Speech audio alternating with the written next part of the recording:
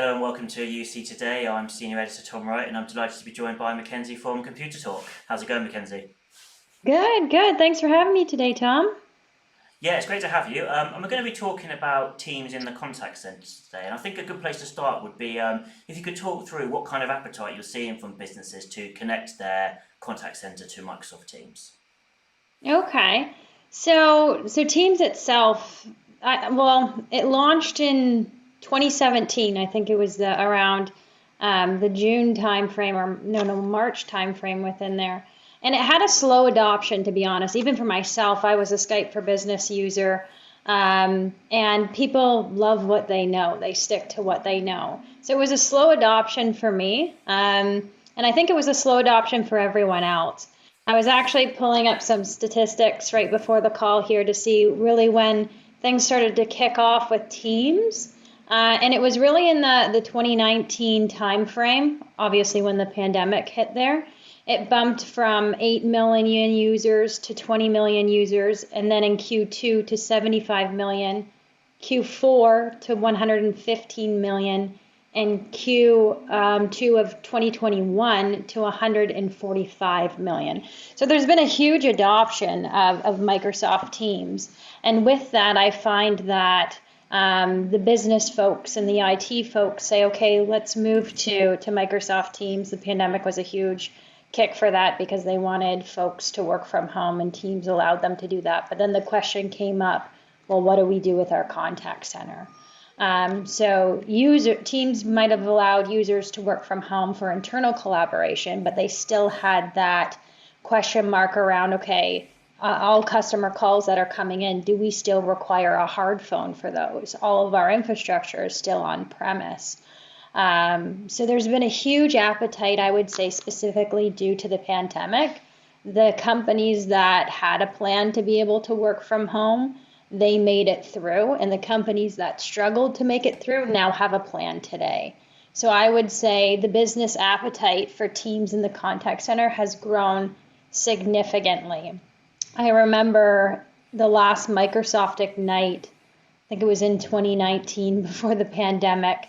That's when ComputerTalk first launched our Teams contact center offering. And people were still a little skeptical about it. They were saying, yeah, Teams is the direction we're going in, but contact center for that, do you see that? And now it's just full-fledged. Everyone's ready to go within the Teams space. So it's been interesting over the last 4 years for sure.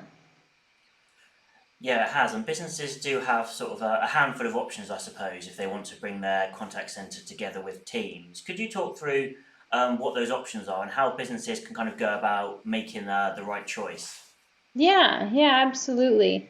So if a company is thinking about moving to Microsoft Teams for their UC and migrating their contact center, keeping everything together and unified just makes sense. So Microsoft released a certification program, I think it was just over 2.5 years ago. And the certification program covers how integrated a vendor is with Microsoft Teams. They audited to ensure that everyone's following the right security practices. And then we also took a unified approach when it comes to support.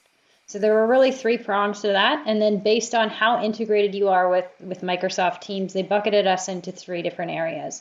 The Connect certification, Extend certification, and Power certification. So I would say the best approach in making the right choice is first going to Microsoft's website and seeing who's all certified.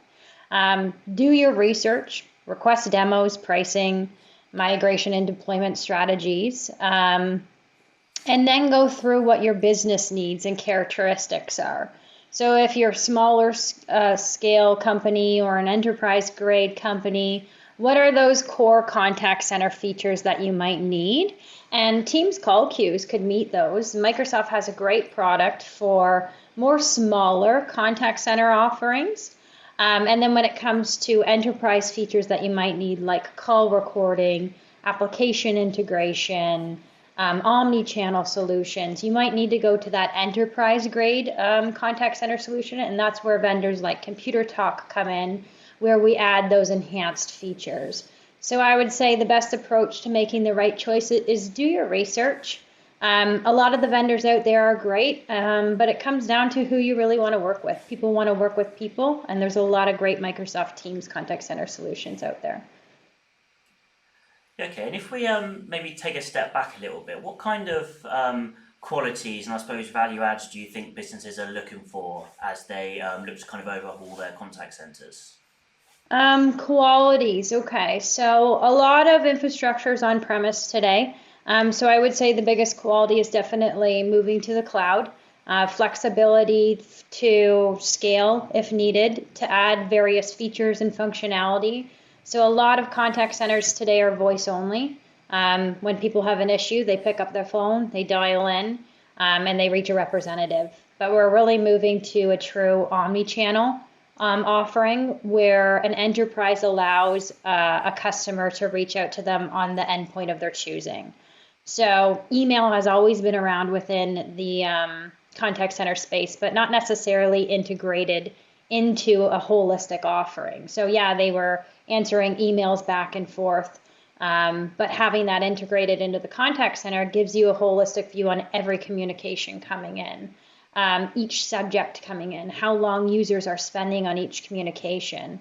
So I would say values would be assess what communication channels as a company you're using today and what you want your future state to be. And ensure that the vendor that you choose allows for that growth in the future. So when I'm talking about omni-channel, in addition to email, web chat has become huge. AI and bots have become huge within there. Integrating SMS, different social media platforms.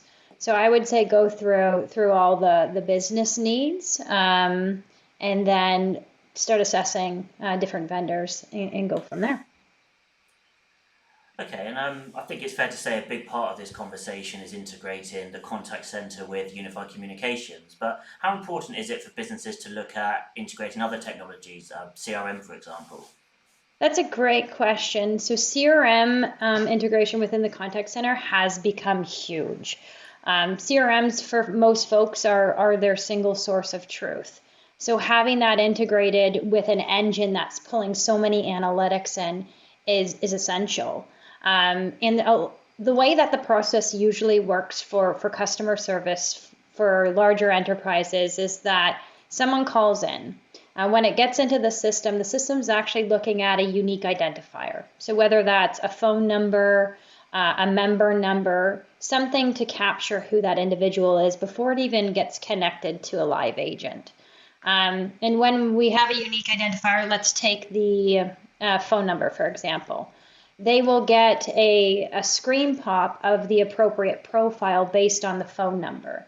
And when that's happening, then the agent no longer has to ask qualification questions to see who this person is.